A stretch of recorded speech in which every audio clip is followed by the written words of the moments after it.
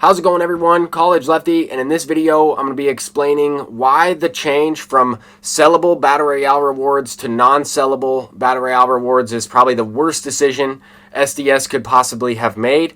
So let's go ahead and get right into it. Now, if you don't know what I'm talking about, if you are able to go 12-0 in Battle Royale, then of course your flawless reward will be sellable.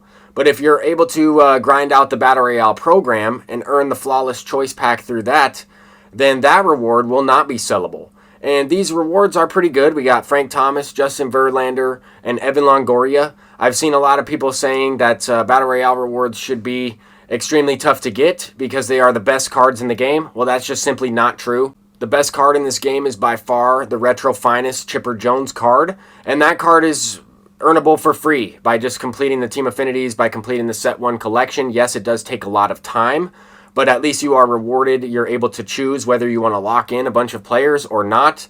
The majority of them are non-sellable, and this is the pack I'm talking about, right? Once you earn 100 program points, you get this Flawless Battle Royale pack, and this hurts 90% of the player base, right? Most people playing this game are not that good at it.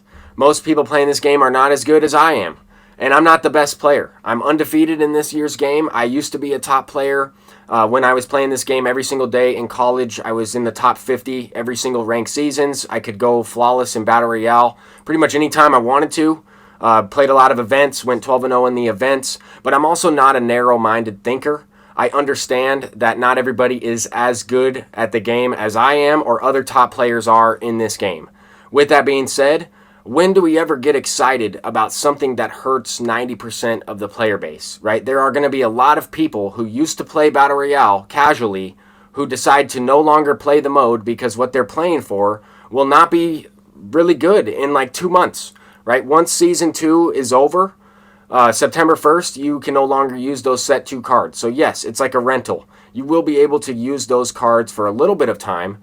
And then, of course, just like every other card, once the set is over, you will have to use that card in the wild card spot. So making these cards non-sellable makes absolutely no sense. A casual player is not going to want to spend a bunch of time grinding these cards out, earning, one of the better cards in the game. Not necessarily the best, but one of the better ones to use for a little while and then maybe to use in the wild card spot, but never able to sell them, right? You better know exactly which card you want to pick because you only get one chance at it, right? You better have tried out all the cards. And this doesn't just go for Battle Royale program. This also goes for the World Series program, which really only helps, the top 10% of players in this game. And I think that's a generous number. I'm not even sure if 10% of the game's population is able to make it into the 900 rating for the World Series pack or go 12-0 for this Flawless Battle Royale pack. Should all of these cards be earnable by everyone? No, that's not even necessarily what I'm saying. But earlier in the year, we had World Series rewards that were grindable. You could sell them for, maybe about 40 to 50K. Some of the Battle Royale Flawless rewards were going for a much lower price than we've seen in previous years.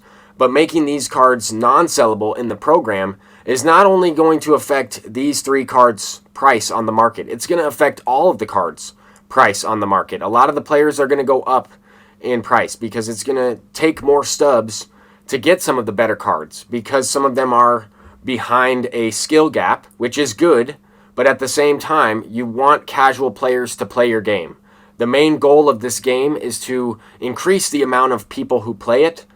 Doing something like this will hurt the majority of the player base. Why would anybody want to play the game more when the rewards they're getting are worse? And personally, I can unlock these cards, right? I can make it to 900 rating and make it into the World Series division. I can go 12-0 and get these flawless rewards if I want to. But I also understand that not everybody can. And that's the main thing here. And that's one of the reasons why I became a high school teacher, is to help people understand that not everything is about one group of people, or it's not about just helping one type of person. When things help you, that's good, but you also have to think about how does it affect everybody else? Who is the average player, right? I always have to remind myself that the average person has an IQ of about 75 to 85, maybe near 90. With today's society, I don't think it's that high, based on some of the thinking that I see. With that being said, I am trying to explain why this is a terrible decision, why it will cause more people to play the game less, and why this is not good for everybody involved, right? If you're a top player in this game, you should be upset that less people are going to be playing it.